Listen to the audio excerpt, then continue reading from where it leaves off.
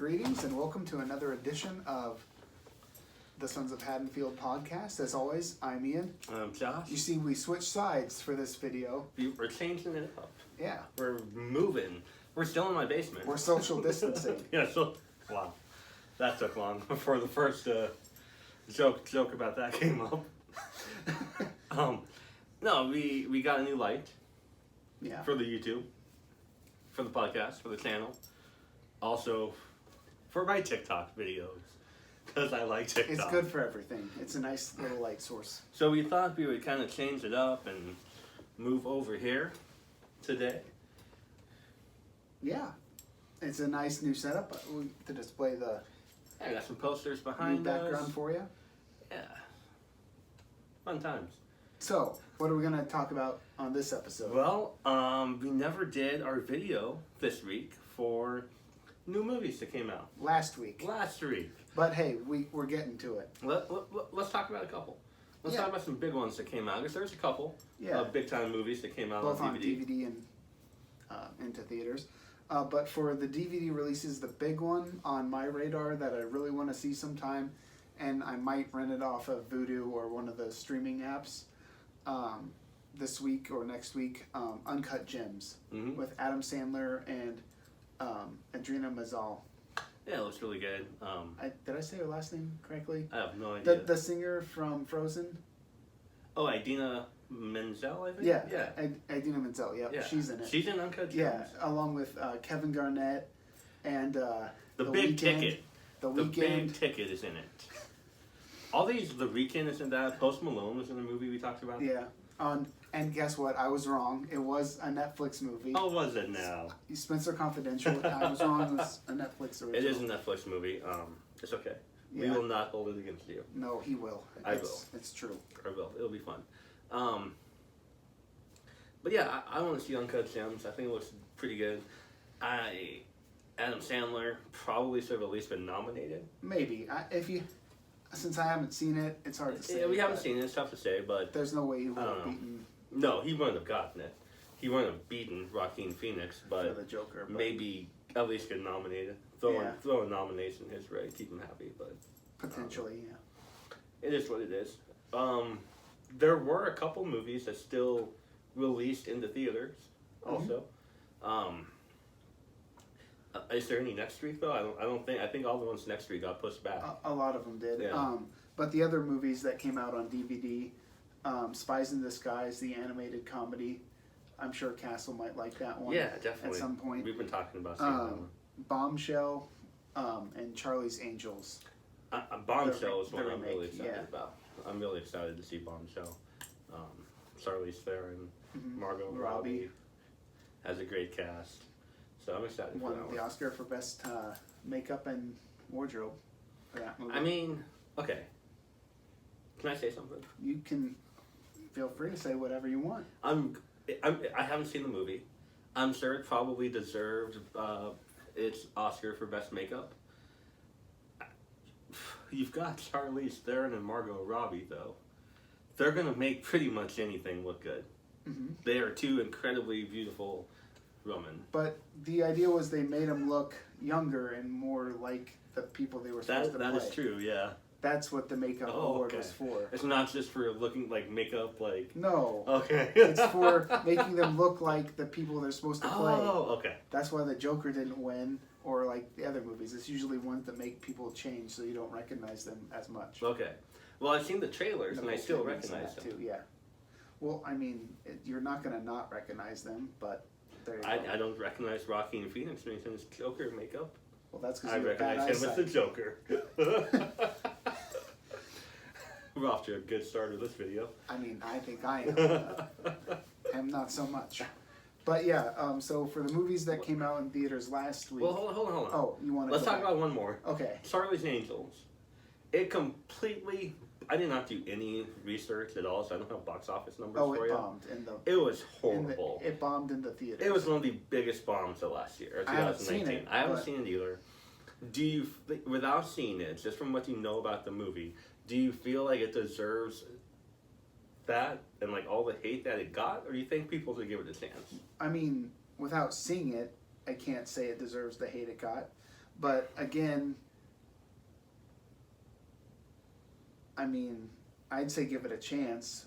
But I mean, if it's as bad as everyone says it is, I mean, go in with an open mind, but expect that it could be bad and you might not like it. Or on the other hand, it might be one of your favorite movies. I can't. That one, it was directed and starred Elizabeth Banks, which I thought was pretty cool.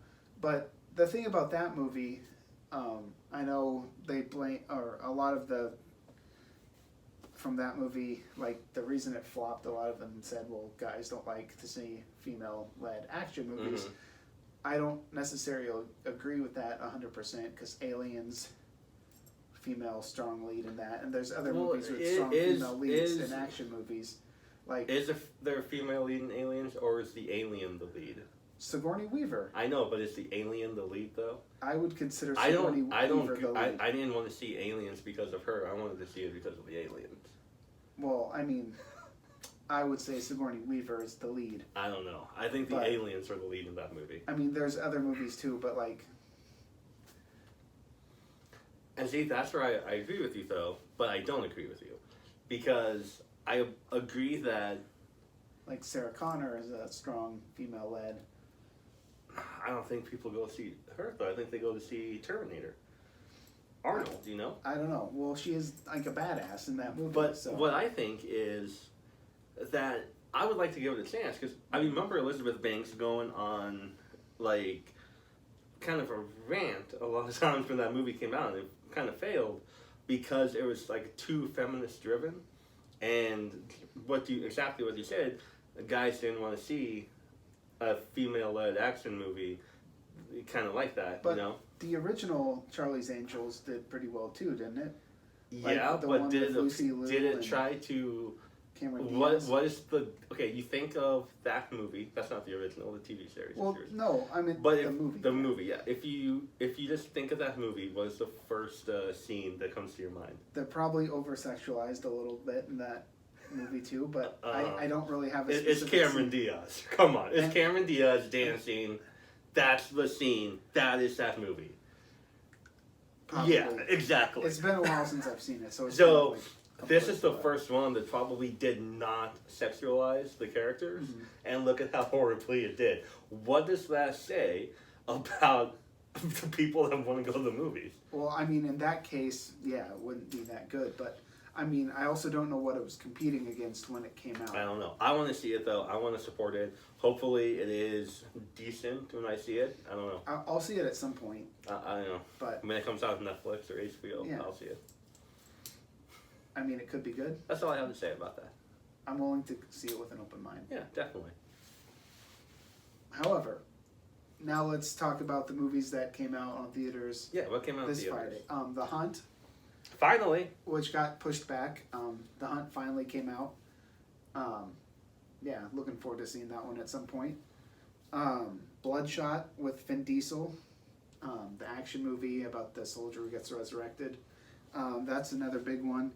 And the Postcard Killings are three that are on my radar. That one's got Jeffrey Dean Morgan. I'll probably rent that one this week.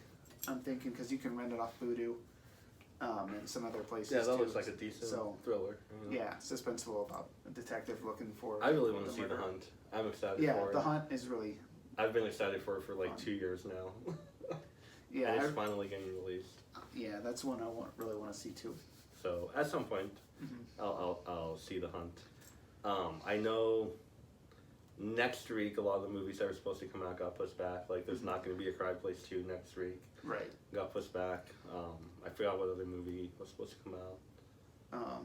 I don't know, but a bunch of movies. Mulan got pushed back. Yeah. Antlers got pushed back. Antlers, yep, that got pushed back. The 007 movie obviously got pushed back to November, but those are the big ones. Yeah.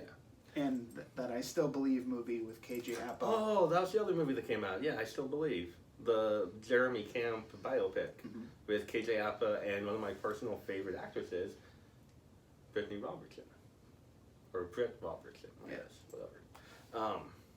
I liked her. I first found out about her as an actress in Life Unexpected, the CW. I think it was still the WB. then. I don't think it was CW yet. Yeah.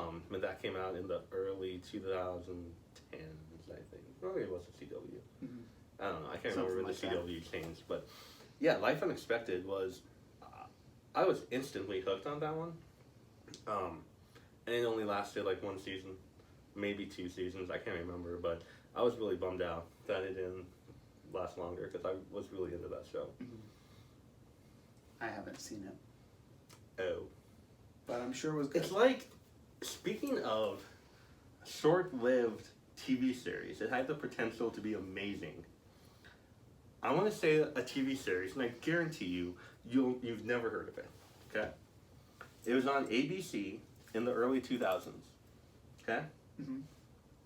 I will give you literally anything in my basement if you can tell me. And I'm a horror collector. I have cool stuff. I know I have stuff that he wants. I'll give you anything in the basement if you have heard of this series. Okay? The Days. Nope, doesn't ring Exactly. Not the days of our lives, just The Days. And guess who starred in that? Brett Roberts? Evan Peters. Oh. A young Evan Peters. Guess how many episodes this was on for? 1. 6. It was on TV for 6 episodes, and that is it. And it was incredible. It was one of the best. If it was so incredible, why did it only get 6 Why did episodes? Firefly get canceled after 1 season? But that got more than 6 episodes. Not much. Not much. Okay? The Days was incredible. Evan Peters played a teenager named Cooper Day. Okay? And the Days was the family. He had a sister and a mom and a dad, and he wanted to be a writer and an author when he grew up. So he would like write down his day. That show, in the 6 episodes it was on air, inspired me so much to want to be a writer. And yet you became a karate instructor. Yes. But I still have a dream of writing a book.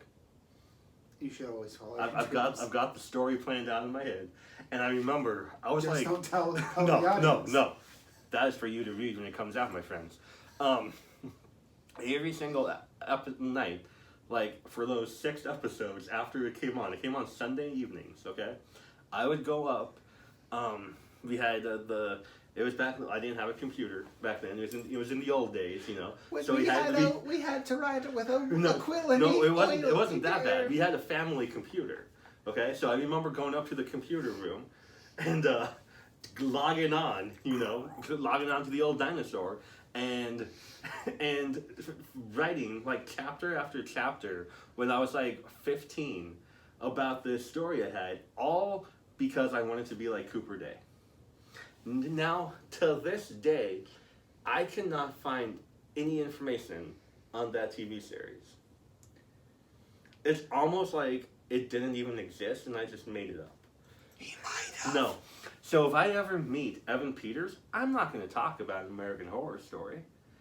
Or his character in the X-Men movies. I'm not going to talk about Quicksilver in the X-Men. No, what I am going to talk to Evan Peters about is how much the character of Cooper Day inspired a young Josh Malcolm back in the day. I hope you get that opportunity.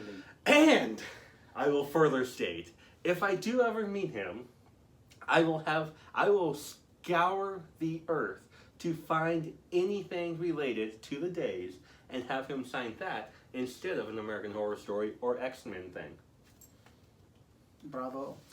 Have you guys ever heard of the Days? I haven't. If you have, comment below. Who is your favorite character? And if an answer is not Cooper Day, then what are you doing with your life? Well, I'm guessing most people haven't heard of that show. I don't know. If I haven't heard of that show. Look it up. It's on IMDb. That's the only, if you Google it, it doesn't come up. It's on IMDb, though. I know how you can find it.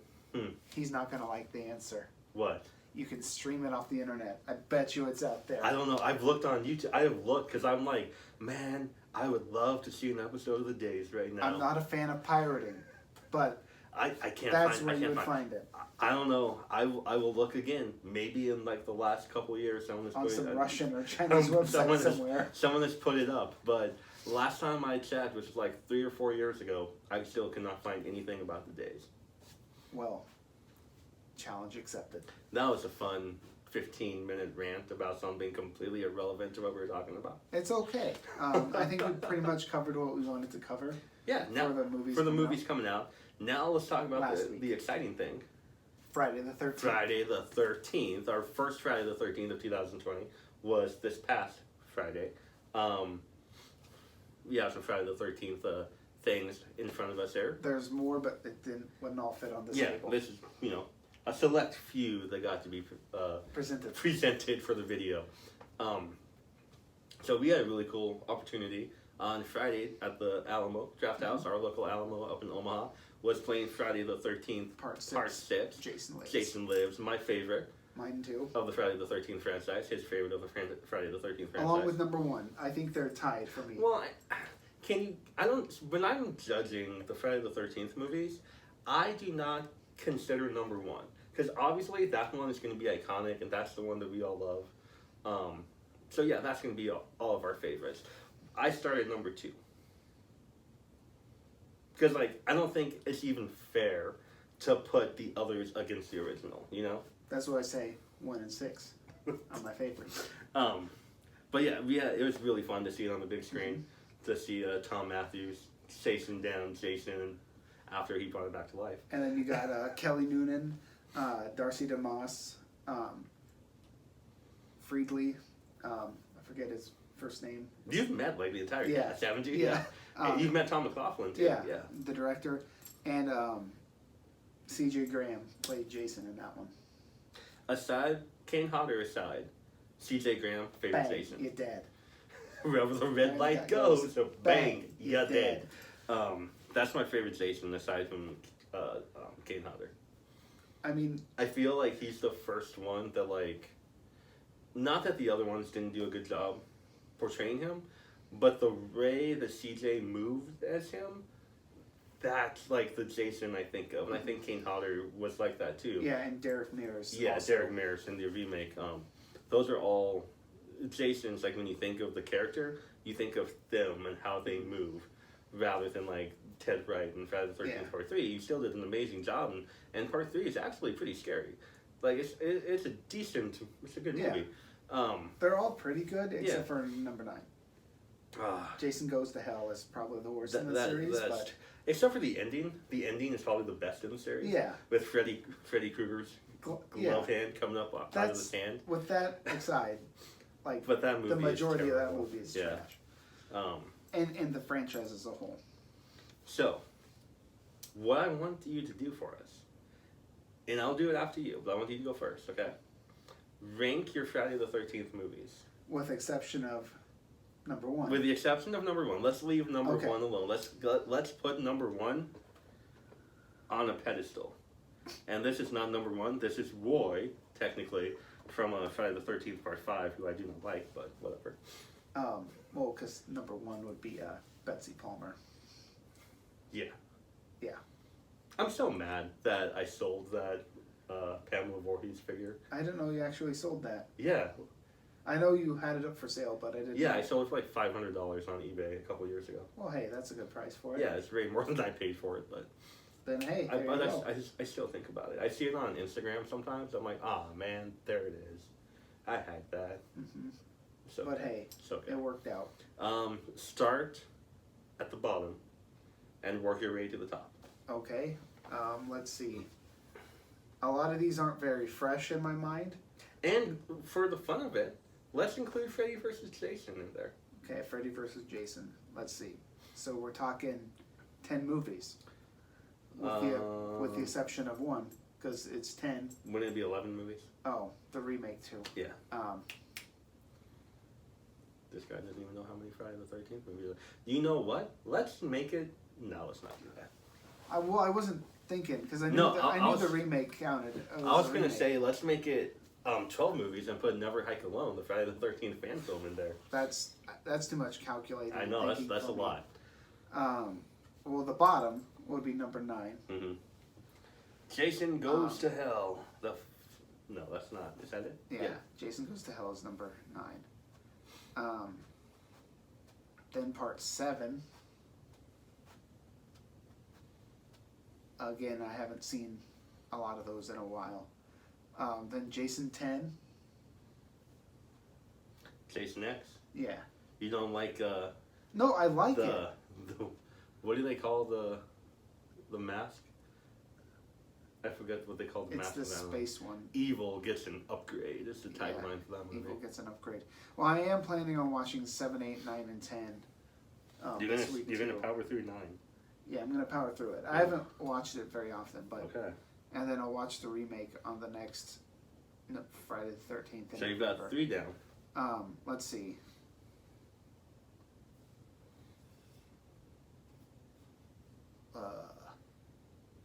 Are we including Never Hike Alone? No, let's not Okay. include Never Hike Alone. Let's see. So I've said 9, 7, 10. Mm-hmm. Let's see. People are going to be turning this on now and just like watching you think and me just sitting here slowly Here, I have to write this down, otherwise I'm going to forget where I am. So, hold on. So you got 9, 7, and then 10.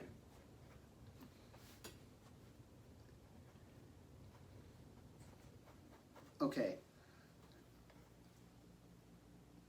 So, after that, I would say Jason Takes Manhattan, which would be number 8. And then after that one, I would say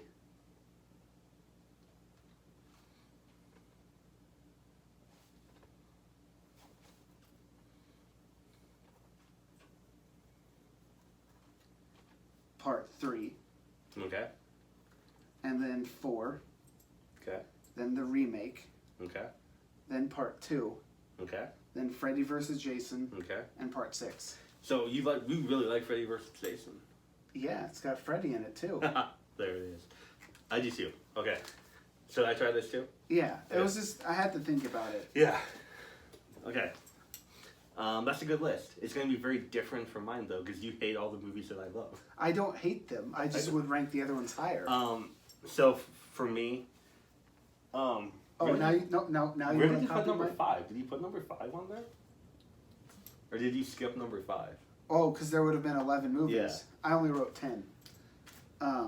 So then, let's see. So 4 is the last.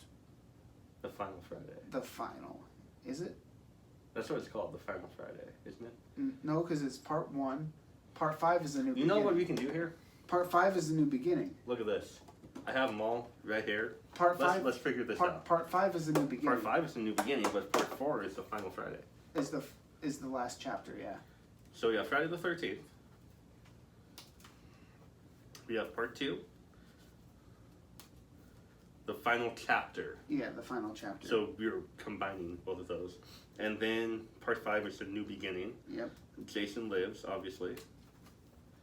The New Blood, Jason Takes Manhattan, Goes to Hell, Jason X, Freddy vs. Jason, and the remake. This is really cool. This is one of my favorite things while you're calculating that in my collection. It's a Friday the 13th complete collection, Ultimate Edition. Has all the movies on here, but I was able to have it signed a year ago at a Crypticon down in Kansas City by a few actors and actresses from the movie. That's very cool. This one is signed by Amy Steele, who played Ginny in Friday the 13th Part 2. I had her sign April Fool's Day for me. He's obsessed with April Fool's Day. I love April Fool's Day. I got Ken Kersinger. Yeah, but I can't. What's his name? Zach Ward. Zach Ward. Yeah, he played in the Nightmare and Freddy vs. Wow, this is tough. This is a challenge for me. And you thought who I was had in the bad. Freddy vs. Jason? Got him to sign that. And Ken Kersinger, he played Jason in the Freddy vs. Jason. Got him to sign that. And then Derek Mears, he played Jason in the remake, had him sign right there. So one of my favorite things in the collection, even though I didn't know what I was talking about right now. Yeah, I was able to find a copy of that recently too, but mine is not signed, but that's cool. Yeah, it's a really cool signed, edition. by them. So all Blu-rays on there, not DVDs. So if you find that, pick it up. It's worth it. Yeah. It'll set you back some, but it's worth it. Well, now. Yeah, when I got it, it was like $50. There was nothing. Yeah, it was just when the price I got of it, the it was movies. about 100. So. Yeah, so now you go on eBay and try to find that thing, and it's like $300 to $400. Yeah, it's outrageous. Okay, so I recompiled my list. Okay, but it's pretty similar. Okay. So 9, part 5, because Roy is kind of. Because of this loser and not the real Jason. It's not Jason. But it is a good, interesting story. It has a bunch of cool one-liners in it. Some cool things. But ultimately, yeah. Then part 7. No. Part 10. Part 10, okay. Yeah. 10, Jason X. And then Jason Takes Manhattan, which is number... What? Jason Takes Manhattan? Number 8. Number 8. So, yep, number 7. And then Jason Takes Manhattan after that. And then 3 for the remake, part 2, Freddy versus Jason, because you get the Freddy element. I'm kind of thinking that's kind of tough to put Freddy versus Jason in there too, because it's Freddy and Jason. Hey, for me, and then part 6. If we were doing a Nightmare on Elm Street list, I would put that movie in there too. Well, yeah, that would be up there. It would be fair. Yeah. Okay, that's a good list. It's still going to be different from mine. Mm-hmm. So we're going to start off exactly the same though. Okay, number 9 and then number 5 for me. I don't like them. If I'm doing marathons, I usually skip those. I usually do too, which is why I'm feeling like I need to go back and rewatch. I saw number 9 again. Like, I think I did a marathon like last year, and I sat through number 9 again, and it was just as bad as I remembered it. It was a nightmare. But I sat through it, and number 9, number 5, and then it would probably go to number 3. Number 9, number 5, number 3. Then probably number 4. Then Jason X. Probably the remake after that.